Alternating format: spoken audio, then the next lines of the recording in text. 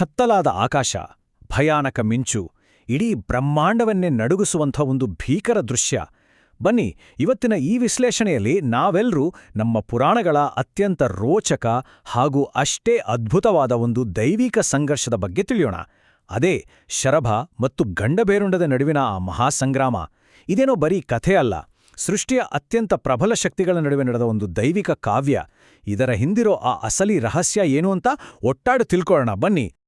ಸರಿ, ಈಗ ನೇರವಾಗಿ ವಿಷಯಕ್ಕೆ ಬರೋಣ. ಹಿರಣ್ಯಕಶಿಪು ಅನ್ನೋ ಮಹಾರಾಕ್ಷಸನ ಸಂಹಾರ ಆಯಿತು. ಇನ್ನೇನೋ ಕಥೆ ಸುಖಾಂತ್ಯ, ಲೋಕಕ್ಕೆಲ್ಲ ಶಾಂತಿ ಸಿಕ್ತು ಅಂತ ಎಲ್ರೂ ಅನ್ಕೊಂಡಿದ್ರು. ಆದ್ರೆ ಅಸಲಿ ಕಥೆ ಶುರುವಾಗಿದ್ದೆ ಆಮೇಲೆ. ಆ ಸಮಯದಲ್ಲಿ ಇಡೀ ಸೃಷ್ಟಿಯನ್ನೇ ಕಾಡ್ತಿದ್ದ ಅತಿದೊಡ್ಡ ಆತಂಕ ಅಂದ್ರೆ ಭಗವಾನ್ ನರಸಿಂಹನ ಆ ಭೀಕರ ಕೋಪವನ್ನ ಶಾಂತ ಮಾಡೋದು ಹೇಗೆ ಅನ್ನೋದು. ಇದು ಅಂತಿಂತ ಸವಾಲಾಗಿರಲಿಲ್ಲ. ಈ ದೃಶ್ಯವನ್ನ ಒಮ್ಮೆ ಊಹಿಸ್ಕೊಳ್ಳಿ. ಹಿರಣ್ಯಕಶಿಪುವಿನ ಎದೆಯನ್ನ ಸೀಳಿ ಕೊಂದ ಮೇಲೂ ಉಗ್ರ ನರಸಿಂಹನ ಕೋಪ ಹೊಂಚೂರು ಅಂದ್ರೆ ಒಂದು ಚೂರೂ ಕೂಡ ಕಮ್ಮಿಯಾಗಿರಲಿಲ್ಲ. ಆತನ ಕ್ರೋಧ ಅಕ್ಷರಶಃ ಮಿತಿಮೀರಿತು. ಆತನ ಕಣ್ಣುಗಳಲ್ಲಿ ಬೆಂಕಿಯ ಜ್ವಾಲೆಗಳು. ಆ ಭಯಾನಕ ಘರ್ಜನೆಗಳಿಗೆ ಇಡೀ ಬ್ರಹ್ಮಾಂಡಗಳೇ ನಡುಗ್ತಾ ಇದ್ದುವು. ಭೂಮಿ, ಆಕಾಶ, ಪಾತಾಳ ಎಲ್ಲವೂ ಅಕ್ಷರಶಃ ಕಂಪಿಸುತ್ತಿತ್ತು. ಸ್ವತಃ ಆತನ ಪರಮಭಕ್ತ ಪ್ರಹ್ಲಾದ ಬಂದು ಬೇಡಿಕೊಂಡ್ರು. ದೇವತೆಗಳೆಲ್ಲ ಸಾಷ್ಟಾಂಗ ನಮಸ್ಕಾರ ಮಾಡಿ ಪ್ರಾರ್ಥಿಸಿದ್ರು. ಆ ಉಗ್ರರೂಪ ಸ್ವಲ್ಪವೂ ತಣ್ಣಗಾಗ್ಲಿಲ್ಲ. ಪರಿಸ್ಥಿತಿ ಎಷ್ಟು ಗಂಭೀರವಾಗಿತ್ತು ಅಂದ್ರೆ ದೇವತೆಗಳೆಲ್ಲ ದಿಕ್ಕು ತೋಚದೆ ಕಂಗಾಲಾಗ್ಬಿಟ್ಟಿದ್ರು. ಯಾಕಂದ್ರೆ ಈ ಕೋಪ ಹೀಗೆ ಮುಂದುವರೆದ್ರೆ ಮುಗೀತು, ಇಡೀ ಬ್ರಹ್ಮಾಂಡವೇ ಕಣ್ಣೆದ್ರೆ ಸರ್ವನಾಶ ಆಗೋದು ಗ್ಯಾರಂಟಿಯಾಗಿತ್ತು. ಸೃಷ್ಟಿಯನ್ನ ಉಳಿಸೋ ಜವಾಬ್ದಾರಿ ಹೊತ್ತಿದ್ದ ದೇವತೆಗಳಿಗೆ ಇದೊಂದು ಪ್ರಾಣಾಪಾಯದ ಎಚ್ಚರಿಕೆ ಗಂಟೆಯಾಗಿತ್ತು. ಆಮೇಲೆ ಏನಾಯ್ತು ಗೊತ್ತಾ? ಘಟನೆಗಳು ಸಿಕ್ಕಾಪಟ್ಟೆ ವೇಗವಾಗಿ ತಿರುಪಡಿತ್ವೆ. ದೇವತೆಗಳೆಲ್ಲ ಓಡಿಹೋಗಿ ಪರಮಶಿವನ ಮೊರೆ ಹೋಗ್ತಾರೆ. ಮೊದಲು ಶಿವ ತನ್ನ ಅಂಶವಾದ ವೀರಭದ್ರನನ್ನ ಕಳಿಸ್ತಾನೆ. ಆದರೆ ವೀರಭದ್ರನಿಗೂ ನರಸಿಂಹನನ್ನ ಶಾಂತಗೊಳಿಸೋಕೆ ಆಗಲ್ಲ. ಇನ್ನೇನೂ ದಾರಿಯಿಲ್ಲ. ಸ್ವತಃ ಪರಮಶಿವನೇ ನೇರವಾಗಿ ಎಂಟ್ರಿ ಕೊಡ್ಲೇಬೇಕಾದ ಅನಿವಾರ್ಯತೆ ಸೃಷ್ಟಿಯಾಗುತ್ತೆ. ನೋಡಿ, ಇಲ್ಲೇ ಅಸಲಿ ತಿರುವಿರೋದು. ಕತ್ತಲೆಯನ್ನ ಸೀಳ್ಕೊಂಡು ಬರುವ ಆ ಸುವರ್ಣ ಬೆಳಕಿನ ಥರ ನರಸಿಂಹನ ಆ ಮಟ್ಟದ ಉಗ್ರಶಕ್ತಿಯನ್ನ ಎದುರಿಸಕ್ಕೆ ಪರಮಶಿವ ಈಗ ಒಂದು ಹೊಸ, ಅತ್ಯಂತ ಪ್ರಬಲವಾದ ರೂಪವನ್ನ ತಾಳೋಕೆ ಮುಂದಾಗ್ತಾನೆ. ಬ್ರಹ್ಮಾಂಡ ಹಿಂದೆಂದೂ ನೋಡಿರ್ದಂತಹ, ಕೇಳಿರ್ದಂತಹ ಒಂದು ವಿಚಿತ್ರ ಆದ್ರೆ ಅತ್ಯದ್ಭುತವಾದ ಅವತಾರವನ್ನ ಶಿವ ಎತ್ತುತ್ತಾನೆ. ಅದೇ ಶರಭೇಶ್ವರ. ಇದೊಂದು ಬೃಹತ್ ಕಾಲ್ಪನಿಕ ಪಕ್ಷಿಯ ರೂಪ. ನರಸಿಂಹನ ಆ ಮಟ್ಟದ ಕೋಪವನ್ನ ತಣಿಸೋಕೆ ಸುಮ್ನೆ ಬಲ ಇದ್ರೆ ಸಾಲ್ದಲ್ವಾ, ಅದಕ್ಕಿಂತ 10 ಪಟ್ಟು ದೊಡ್ಡದಾದ ಒಂದು ದೈವಿಕ ಆಕಾರ ಬೇಕಿತ್ತು. ಅದೇ ಈ ಅಗಾಧ ಶಕ್ತಿಯ ಶರಭೇಶ್ವರ. ಇನ್ನು ಈ ಭೀಕರ ಸಂಘರ್ಷದ ಬಗ್ಗೆ ಹೇಳಲೇಬೇಕು. ಆಕಾಶದಲ್ಲೇ ಶುರುವಾಯ್ತು ನೋಡಿ ಒಂದು ಮಹಾಯುದ್ಧ. ಮಿಂಚು, ಗುಡುಗು, ಸಿಡಿಲುಗಳ ನಡುವೆ ಆಕಾಶವೇ ಒಂದು ಬೃಹತ್ ಯುದ್ಧರಂಗವಾಗಿ ಬದಲಾಗಿಬಿಡ್ತು. ಒಂದು ಕಡೆ ತಣಿಯದ ಕೋಪದಲ್ಲಿ ಕುದಿಯುತ್ತಿರುವ ನರಸಿಂಹ, ಮತ್ತೊಂದು ಕಡೆ ಎದುಲಿಗೆ ನಿಂತಿರೋ ಅಗಾಧ ಶಕ್ತಿಯ ಶರಭೇಶ್ವರ. ಈ ಯುದ್ಧದ ತಂತ್ರಗಾರಿಕೆಯ ಬಗ್ಗೆ ನೀವು ಕೇಳಲೇಬೇಕು. ಶರಭ ನೇರವಾಗಿ ಆಕ್ರಮಣ ಮಾಡಲ್ಲ. ಬದಲಾಗಿ ತನ್ನ ಬೃಹತ್ ರೆಕ್ಕೆಗಳಿಂದ ನರಸಿಂಹನನ್ನ ಬಿಗಿಯಾಗಿ ಬಂಧಿಸ್ತಾನೆ. ಹೇಗಾದ್ರೂ ಮಾಡಿ ಶಾಂತ ಮಾಡೋಣ ಅಂತ ಆಕಾಶದ ಎತ್ತರಕ್ಕೆ ಎತ್ಕೊಂಡೋಗ್ತಾನೆ. ಆದ್ರೇನಾಯ್ತು? ತನ್ನನ್ನ ಯಾರೋ ಬಂಧಿಸ್ತಿದ್ದಾರೆ ಅಂತ ಗೊತ್ತಾದ ತಕ್ಷಣ ನರಸಿಂಹನ ಕೋಪ ಡಬಲ್ ಆಯ್ತು.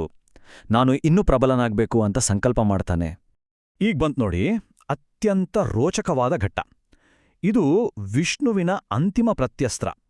ನರಸಿಂಹನ ಆ ವಿಪರೀತ ಕೋಪದಿಂದಲೇ ಇಡೀ ಬ್ರಹ್ಮಾಂಡವೇ ಬೆರಗಾಗುವಂತಹ ಒಂದು ಹೊಸ ಶಕ್ತಿಯ ಸ್ಫೋಟ ಆಗುತ್ತೆ. ಒಂದು ಭಾರೀ ಸುವರ್ಣ ಸ್ಫೋಟದೊಂದಿಗೆ ಹೊಸ ಅವತಾರವೊಂದು ಜನ್ಮ ತಾಳುತ್ತೆ. ಇಲ್ಲಿ ನಿಜಕ್ಕೂ ಆಸಕ್ತಿದಾಯಕವಾದ ವಿಷಯ ಏನಪ್ಪಾ ಅಂದ್ರೆ, ಸ್ವತಃ ನರಸಿಂಹನ ಉರಿತಿರುವ ದೇಹದಿಂದಲೇ ಬೃಹದಾಕಾರದ ಗಂಡಭೇರುಂಡ ಉದ್ಭವಿಸುತ್ತೆ. ಶರಭೇಶ್ವರನನ್ನ ಎದುರಿಸೋಕೆ ಭಗವಾನ್ ವಿಷ್ಣು ತನ್ನ ನರಸಿಂಹ ರೂಪದ ಒಳಗಿಂದಲೇ ಮತ್ತೊಂದು ದೈತ್ಯ ಹಾಗೂ ಉಗ್ರ ರೂಪವನ್ನ ಹೊರತರ್ತಾನೆ. ಇದು ಅಕ್ಷರಶಃ ಯಾರ ಊಹೆಗೂ ನಿಲುಕದಂತಹ ಭಾರೀ ಶಕ್ತಿ. ಇವೆರಡೂ ಶಕ್ತಿಗಳನ್ನ ಒಮ್ಮೆ ಹೋಲಿಕೆ ಮಾಡಿ ನೋಡೋಣ ಬನ್ನಿ. ಒಂದು ಕಡೆ ಶರಭ, 8 ಕಾಲುಗಳು, ಇಡೀ ಆಕಾಶವನ್ನೇ ಮುಚ್ಚುವಷ್ಟು ದೊಡ್ಡ ರೆಕ್ಕೆಗಳು, ಸಿಂಹದ ಮುಖ, ಆನೆಯನ್ನೇ ಅನಾಯಾಸವಾಗಿ ಎತ್ತುವಷ್ಟು ಶಕ್ತಿ. ಇನ್ನು ಮತ್ತೊಂದು ಕಡೆ ಗಂಡಭೇರುಂಡ, 2 ಬೃಹತ್ ತಲೆಗಳು, ಮಿತಿಯಿಲ್ಲದ ಬಲ. ಅಷ್ಟೇ ಅಲ್ಲ, ಇದರ ಒಂದೊಂದು ತಲೆಯೂ ಒಂದೊಂದು ಬ್ರಹ್ಮಾಂಡವನ್ನೇ ನುಂಗಬಲ್ಲಷ್ಟು ದೊಡ್ಡದು. ಊಹಿಸಿ, ಇವೆರಡು ಮುಖಾಮುಖಿಯಾದರೆ ಹೇಗಿರುತ್ತೆ ಅಂತ. ಆ ಎರಡು ಬೃಹತ್ ಶಕ್ತಿಗಳು ಎದುರುಬದುರಾದಾಗ ಆಕಾಶದ ಎತ್ತರದಲ್ಲಿ ಒಂದು ಪ್ರಳಯಾಂತಕ ಯುದ್ಧವೇ ಶುರುವಾಯಿತು. ರೆಕ್ಕೆಗಳ ಬಡಿತಕ್ಕೆ ದೊಡ್ಡೊಡ್ಡ ಬಿರುಗಾಳಿಗಳೇ ಸೃಷ್ಟಿಯಾದವು. ಆ ಘರ್ಜನೆಗಳಿಗೆ ದಿಕ್ಕುದಿಕ್ಕುಗಳೆಲ್ಲ ನಡುಗ್ತಾ ಇದ್ವು. ಈ ಯುದ್ಧದ ತೀವ್ರತೆ ಎಷ್ಟಿತ್ತಂದ್ರೆ ಇಡೀ ಸೃಷ್ಟಿಯೇ ಆ ಕ್ಷಣ ಅಕ್ಷರಶಃ ಉಸಿರು ಬಿಗಿ ಹಿಡಿದುಕೊಂಡು ನೋಡ್ತಾ ಇತ್ತು. ನಾವಿಲ್ಲಿ ಒಂದು ವಿಷಯವನ್ನ ಸ್ಪಷ್ಟವಾಗಿ ಅರ್ಥ ಮಾಡ್ಕೋಬೇಕು. ಇದು ಕೇವಲ ಇಬ್ಬರು ದೇವರುಗಳ ಮಧ್ಯೆ ನಡೆಯುತ್ತಿರುವ ಯುದ್ಧ ಅಲ್ಲವೇ ಅಲ್ಲ. ಇದು ಬ್ರಹ್ಮಾಂಡದ ಎರಡು ಪರಮಶಕ್ತಿಗಳ ನಡುವಿನ ಒಂದು ರೋಮಾಂಚಕ ಸಂಘರ್ಷ. ಅಂದ್ರೆ ಸೃಷ್ಟಿಯ ಮೂಲಭೂತ ಶಕ್ತಿಗಳಾದ ಸ್ಥಿತಿ ಮತ್ತು ಲಯಗಳ ನಡುವಿನ ನೇರ ಹಣಾಣೆ ಇದು. ಇಡೀ ಬ್ರಹ್ಮಾಂಡದ ಭವಿಷ್ಯವೇ ಈ ಯುದ್ಧದ ಫಲಿತಾಂಶದ ಮೇಲೆಯೇ ನಿಂತಿತ್ತು. ಯುದ್ಧ ಆದ್ರ ತುತ್ತ ತುದಿಯನ್ನು ತಲುಪುತ್ತೆ. ಆಮೇಲೆ ಕೊನೆಗೆ ತನ್ನ ಅಪಾರ ಹಾಗೂ ಅಳೆಯಲಾಗದ ಶಕ್ತಿಯಿಂದ ಗಂಡಭೇರುಂಡವು ಅಂತಿಮವಾಗಿ ಬಲಿಷ್ಠ ಶರಭನನ್ನ ತಡೆದು ನಿಲ್ಲಿಸುತ್ತೆ. ಹೌದು, ಎರಡೂ ಶಕ್ತಿಗಳು ತಮ್ಮ ಶ್ರೇಷ್ಠತೆಯ ಪರಮಾವಧಿಯನ್ನು ತಲುಪಿದಾಗ ಆ ಮಹಾಸಂಘರ್ಷವು ಒಂದು ನಿಶ್ಚಲತೆಗೆ ಬಂದು ನಿಲ್ಲುತ್ತೆ. ಮತ್ತು ಈಗ ಆ ಭೀಕರ ಚಂಡಮಾರುತವೆಲ್ಲ ನಿಧಾನವಾಗಿ ಶಮನಗೊಂಡು ಎಲ್ಲೆಡೆ ಒಂದು ಪ್ರಶಾಂತವಾದ ಸುವರ್ಣ ಬೆಳಕು ಆವರಿಸುವಂಥ ದೈವಿಕ ಕ್ಷಣ ಇದು. ಕೊನೆಗೂ ಆ ಮಹಾಯುದ್ಧ ನಿಂತಿದೆ. ಬ್ರಹ್ಮಾಂಡಕ್ಕೆ ಮತ್ತೆ ಸಮತೋಲನ ಸಿಕ್ಕಿದೆ. ಇಲ್ಲಿ ಆ ಉಗ್ರತೆ ಕರಗಿ ಜ್ಞಾನದ ಬೆಳಕು ಮೂಡಿದಾಗ ಯುದ್ಧ ಕೇವಲ ಕೊನೆಗೊಳ್ಳಲ್ಲ, ಬದಲಾಗಿ ಅದೊಂದು ಪರಮ ಸತ್ಯವನ್ನ ಎಲ್ಲರಿಗೂ ಅರ್ಥಮಾಡಿಸುತ್ತೆ. ಇಬ್ಬರೂ ತಮ್ಮ ನಿಜ ಸ್ವರೂಪಗಳನ್ನ, ಅಂದ್ರೆ ತಾವೇ ವಿಷ್ಣು ಮತ್ತು ತಾವೇ ಶಿವ ಅನ್ನೋದನ್ನ ಅರ್ಥಕೊಳ್ತಾರೆ. ತಮ್ಮ ಈ ಉಗ್ರ ರೂಪಗಳನ್ನ ಬಿಟ್ಟು ಇಡೀ ಲೋಕದ ಕಲ್ಯಾಣಕ್ಕಾಗಿ ಪರಸ್ಪರ ಶಾಂತವಾಗ್ತಾರೆ. ಹಾಗಾಗಿ ಇಲ್ಲಿನ ಅತಿ ಮುಖ್ಯವಾದ ಸತ್ಯ ಏನಪ್ಪಾ ಅಂದ್ರೆ, ಶಿವ ಮತ್ತು ವಿಷ್ಣು ಶತ್ರುಗಳಲ್ಲ. ಬ್ರಹ್ಮಾಂಡವನ್ನ ವಿನಾಶದಿಂದ ರಕ್ಷಿಸೋಕೆ ಒಬ್ಬರ ಉಗ್ರತೆಯನ್ನ ಮತ್ತೊಬ್ಬರು ನಿಯಂತ್ರಿಸುವ ದೈವಿಕ ಪ್ರಕ್ರಿಯೆ ಇದು. ಇದನ್ನೇ ನಮ್ಮ ಪುರಾಣಗಳಲ್ಲಿ ಹರಿಹರ ಅಭೇದ ಅಂತ ಕರೆಯೋದು. ಅವರಿಬ್ಬರ ನಡುವೆ ಯಾವುದೇ ಭೇದವಿಲ್ಲ, ಇಬ್ಬರೂ ಒಂದೇ ನಾಣ್ಯದ ಎರಡು ಮುಖಗಳು ಇದ್ದಾಗೆ.